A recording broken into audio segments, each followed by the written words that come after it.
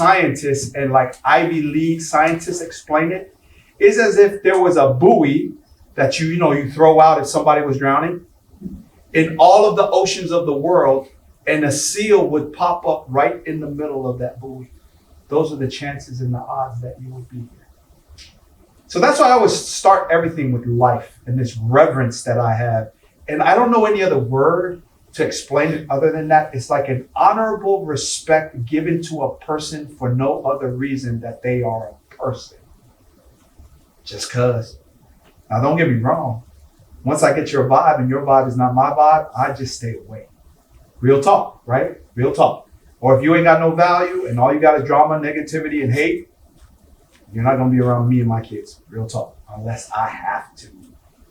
And I get paid a lot of money to do what I do. And some people will offer me money and I'm just like, they have good intentions, but really for them, it's the bottom line. That cheddar is what's called in dominoes in the hood. It's not all money, it's good money.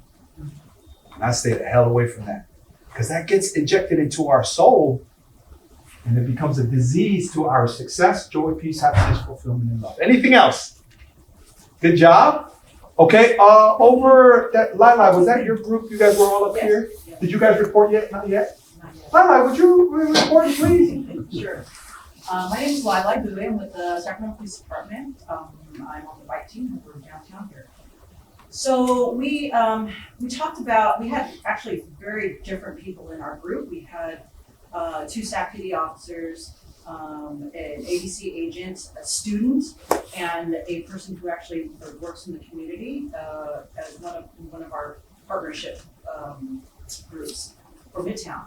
And so everybody had kind of a different perspective of what the challenges were for them, where they're at. But one of the stories that actually resonated with me was Coach Jay, because he coaches a lot of kids.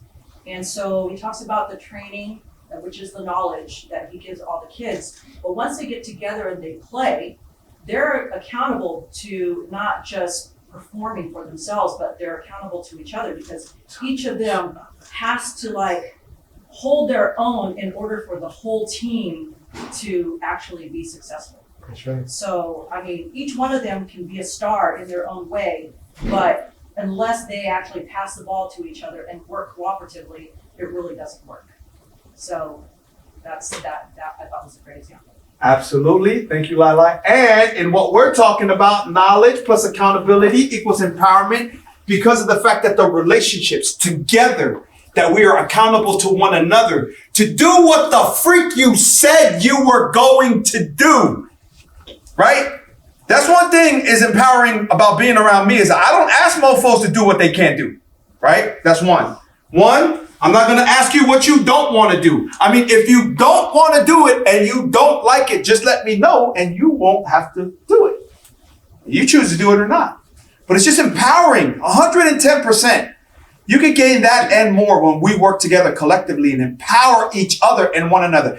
One of the main things that you're going to find that is empowering, especially to your romance partner, your romantic partner, or the people that's on your team, is this is so empowering that a motivational speaker like me who gets paid what I get paid to do it professionally every single freaking day, I do this, what I do. Every day, this is what I do. Right? It's to shut my freaking mouth and listen. Empowering. That is so empowering. To focus and listen to someone that's not you. To give the microphone and allow the speakers and your ears to hear what somebody else thinks. Who believes that to be true? Say me. Me. Right? Repeat that after me. Please repeat after me. There's money in the transaction. There's money in the transaction. But the wealth is in the relationships. Any other group? Did I miss a group?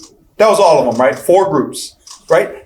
Anything in general that you're just saying, this is what I think so far about this is what I think about that, or this is what I think about my group, that you just feel like, you know how you have that nudging, like, man, I gotta say this. This is your time.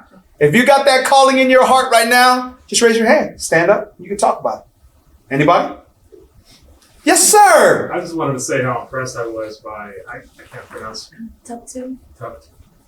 how impressed I am with what she's accomplished. She's 15 years old, everything that she's doing with sports and being in the CDA program at the high school, which I wish more high schools could offer. Yep. But I have a 15-year-old at home, so I kind of measure. Yeah. I'll tell you, she's way ahead of the curve, so she's doing a great job. Could you stand, please, and let us applaud you? Could give you some applause? That is awesome. And while you're standing, would you introduce yourself? Tell us who you are, what you do, what you're passionate about. My bad. Please. No, it's all good. Hello, my name is Tuptim. I go to Grant High School. I'm in the criminal justice program under the supervision of Officer Fong. We have ranking officers. I'm Rank Sergeant. When I get older, I want to go to college, and then I also want to do something with law enforcement, either become an officer or a lawyer. I probably want to go further with my sports passion, and if that doesn't work out, then law. Yeah.